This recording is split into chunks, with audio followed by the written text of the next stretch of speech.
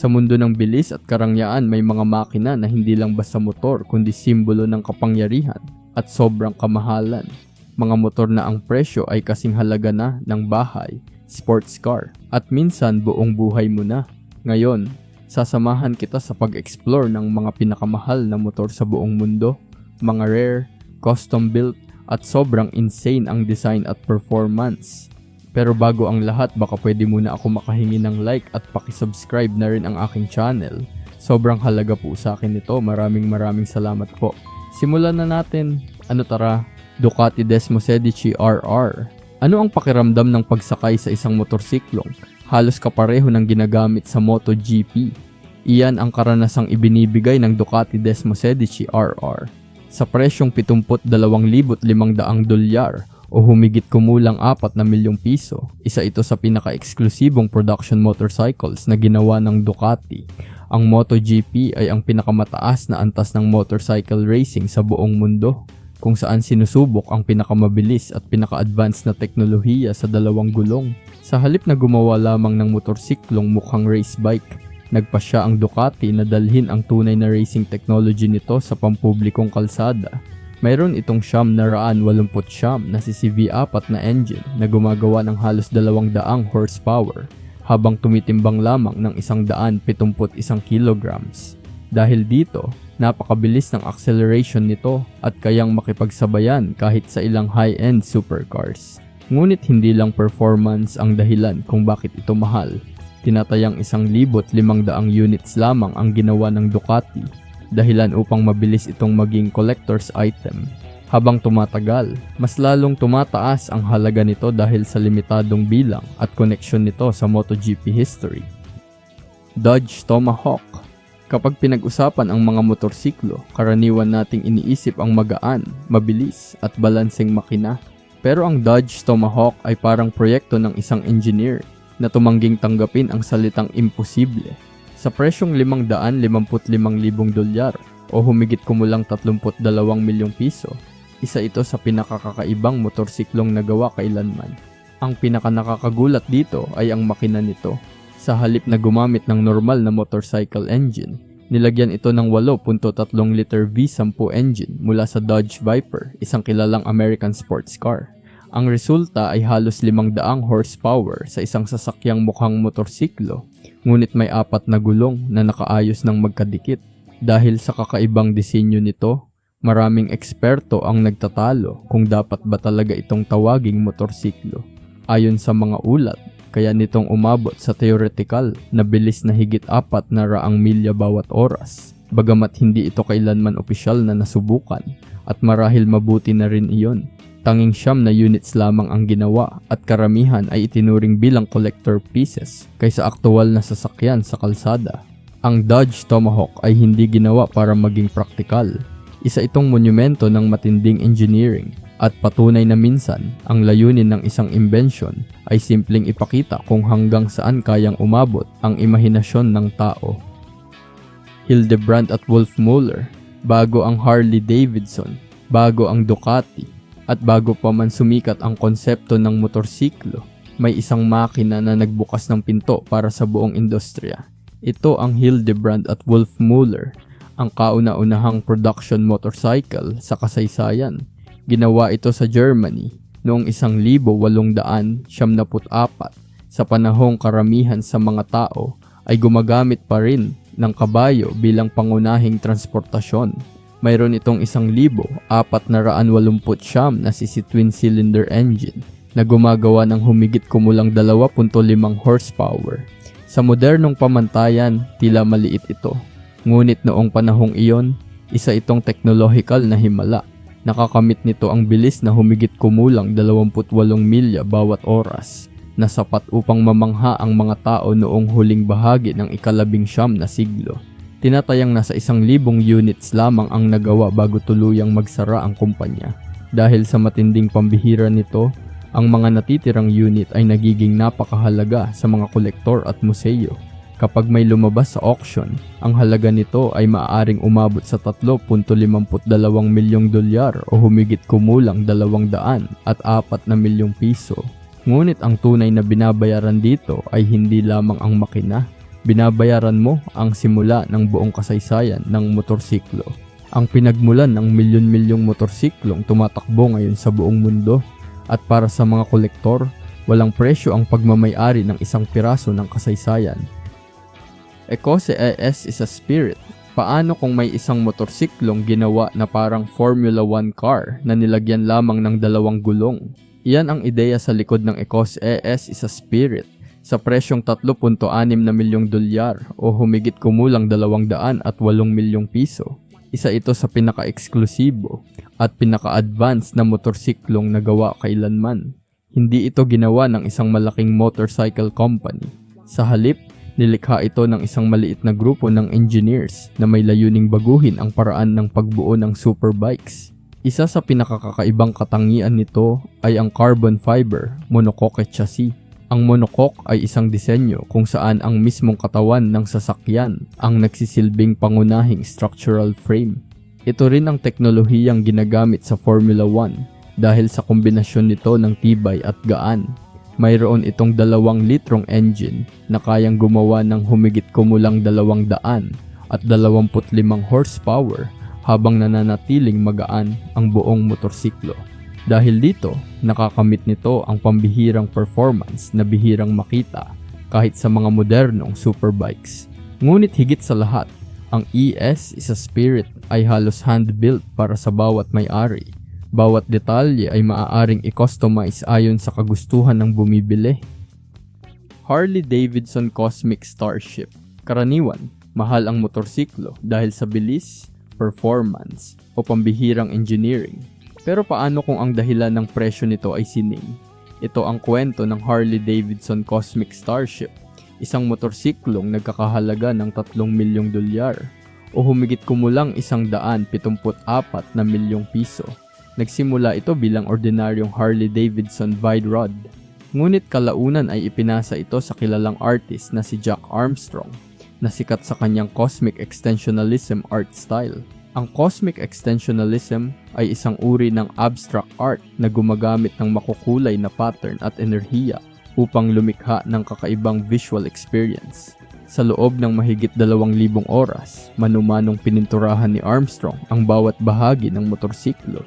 Walang bahagi ang naiwan, mula tangke hanggang body panels, lahat ay naging canvas ng kanyang artwork. Dahil dito, hindi na lamang ito isang sasakyan, isa na itong gumagalaw na art masterpiece. Mayroon lamang isang cosmic starship sa buong mundo at tulad ng ibang mamahaling obra maestra, ang halaga nito ay nakabase hindi sa performance kundi sa pagiging natatangi nito. Neiman Marcus Limited Edition Fighter. Ano ang mangyayari kapag pinagsama mo ang isang motorsiklo at teknolohiyang ginagamit sa mga helicopter? Makukuha mo ang Neiman Marcus Limited Edition Fighter sa presyong 11 milyong dolyar o humigit kumulang 638 milyong piso. Isa ito sa mga pinakakakaibang motorsiklong na ibenta sa modernong panahon. Ang pinakanakakagulat dito ay ang makina nito. Sa halip na gumamit ng tradisyonal na motorcycle engine, nilagyan ito ng Rolls-Royce Allison gas turbine engine. Ang gas turbine ay isang uri ng makina na karaniwang ginagamit sa mga aircraft at military helicopters upang makalikha ng napakalaking lakas. Ang resulta ay humigit kumulang 320 horsepower at top speed na lampas 220 milya bawat oras. Sa unang tingin, para itong sasakyang galing sa science fiction movie. Ang exposed frame, futuristic na disenyo, at jet-inspired exhaust ay nagbibigay rito ng hitsurang parang handa ng lumipad anumang oras. Ngunit ang tunay na dahilan kung bakit ito naging alamat ay ang pagiging bihira nito. 45 units lamang ang ginawa, dahilan upang maging isa ito sa mga pinakahinahanap na collector motorcycle sa mundo. Ducati Testa Stretta NCR Macchianera. May mga motorsiklong sikat dahil sa bilis, may mga motorsiklong mahal dahil sa performance, at mayroon namang mga motorsiklong naging alamat dahil sa isang misteryo. Isa na rito ang Ducati NCR Macchianera. Nagsimula ito bilang isang espesyal na proyekto ng NCR, isang Italian company na kilala sa paggawa ng ultra-high performance custom Ducati motorcycles. Ang pangalang Macchianera ay nangangahulugang black spot o black stain sa Italyano at agad itong nakakuha ng pansin dahil sa kakaibang disenyo nito. Halos bawat bahagi ng motorsiklo ay ginawa gamit ang carbon fiber, titanium at magnesium. Ang mga materyales na ito ay ginagamit sa aerospace at professional racing dahil sa kanilang tibay at gaan. Dahil dito, umabot lamang sa humigit kumulang 138 kilo ang timbang nito habang gumagawa ng halos 185 horsepower. Ngunit ang dahilan kung bakit naging alamat ang Macchianera ay hindi ang performance nito. Matapos itong maipakita at maibenta, bigla itong nawala. Ayon sa mga ulat, ninakaw ang motorsiklo at hindi na kailanman natagpuan muli. Hanggang ngayon, walang nakakaalam kung nasa pribadong koleksyon ito, itinago sa kung saan o tuluyan ng nawasak. Ang orihinal na presyo nito nung unang nilabas ay $225,000 o 13 milyong piso.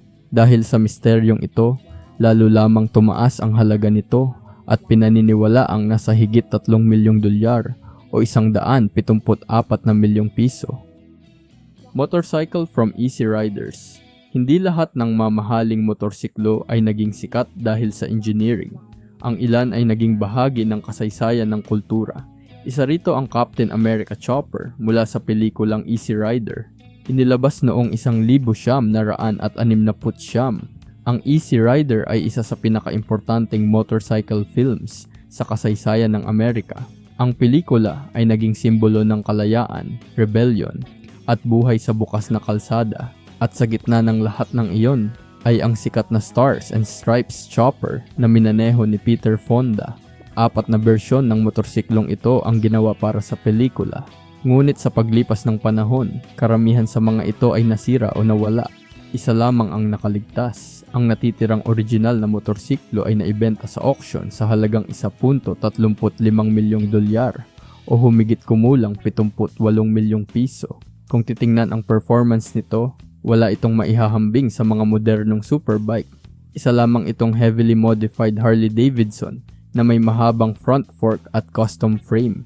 Ngunit ang tunay na halaga nito ay nasa kwento. Ito ang motorsiklong naging mukha ng isang buong henerasyon at simbolo ng malayang pamumuhay sa kalsada. 1,949 AJS Porcupine. Bago pa man magkaroon ng MotoGP, meron ng mga motorsiklong naglatag ng pundasyon ng modernong motorcycle racing. Isa sa pinakamahalaga rito ang 1,949 na AJS Porcupine sa presyong humigit kumulang $7 milyong o 406 na milyong piso. Isa ito sa pinakaimportanteng racing motorcycles na nagawa kailanman. Ang AJS ay isang British motorcycle manufacturer na naging kilala sa mundo ng karera matapos ang ikalawang digmaang pandaigdig. Ang kanilang obra maestra ay ang Porcupine, isang racing bike na may kakaibang engine design. Nakuha nito ang pangalang Porcupine dahil sa mga cooling fins sa cylinder head na kahawig ng mga tinik ng isang porcupine. Ngunit hindi iyon ang pinakamahalagang bahagi ng kwento. Noong 1949, nanalo ang AJS Porcupine sa kauna-unahang FIM World Championship. Ang FIM World Championship, ang unang opisyal na pandaigdigang motorcycle racing championship at kalaunan ay naging pundasyon ng MotoGP na kilala natin ngayon. 2 unit lamang ang ginawa. 2 motorsiklo na naging bahagi ng pagsisimula ng pinakamalaking motorcycle racing competition sa mundo. Dahil sa pambihirang kasaysayan nito, ang AJS Porcupine ay hindi na simpleng sasakyan. Isa itong piraso ng racing history na nagmarka ng simula ng isang sport na sinusubaybayan ngayon ng milyon-milyong tao sa buong mundo. Motorcycles of the Sultan of Brunei. Ano ang pinakamahal na motorsiklong maaaring mabili ng pera? Para sa karamihan ng tao, mahirap nang isipin ang isang motorsiklong nagkakahalaga ng ilang milyong dolyar. Pero para sa Sultan ng Brunei, ang usapan ay nasa ibang antas na. Si Sultan Hassan al-Bolkiah ay isa sa pinakamayamang tao sa mundo at kilala sa pagmamay-ari ng isa sa pinakamalalaking pribadong koleksyon ng sasakyan sa kasaysayan. Tinatayang mayroon siyang libo-libong kotse mula sa Ferrari, Rolls-Royce, Bentley, Lamborghini at iba pang luxury brands. Ngunit sa loob ng napakalaking koleksyong iyon ay may mga motorsiklong hindi kailanman inilaan para sa publiko. Isa sa mga pinaka-eksklusibong halimbawa ay isang custom-built motorcycle na ginawa ayon mismo sa kanyang personal na kahilingan. Hindi ito mass-produced, hindi ito mabibili sa dealership, at hindi rin ito kailanman inilabas sa auction. Ayon sa iba't ibang luxury appraisers, ang halaga nito ay maaaring nasa pagitan ng 10 milyong dolyar hanggang 50 milyong dolyar o humigit kumulang 500 at 80 milyon hanggang 2.9 na bilyong piso. Ang dahilan ng napakataas na presyo ay ang paggamit ng solid gold components, mamahaling gemstones, at mga piyesang ginawa ng eksklusibo para sa proyektong ito. Maraming bahagi ang ginawa ng kamay ng mga espesyalistang craftsmen at engineers na nagtatrabaho lamang para sa iisang layunin, ang makagawa ng motorsiklong walang katulad sa buong mundo. Hindi ito ginawa upang manalo sa karera, hindi ito ginawa upang maging pinakamabilis, at hindi rin ito ginawa para sa pang-araw-araw na biyahe. Sa halip, ginawa ito bilang simbolo ng sukdulang karangyaan, eksklusibidad at kapangyarihan.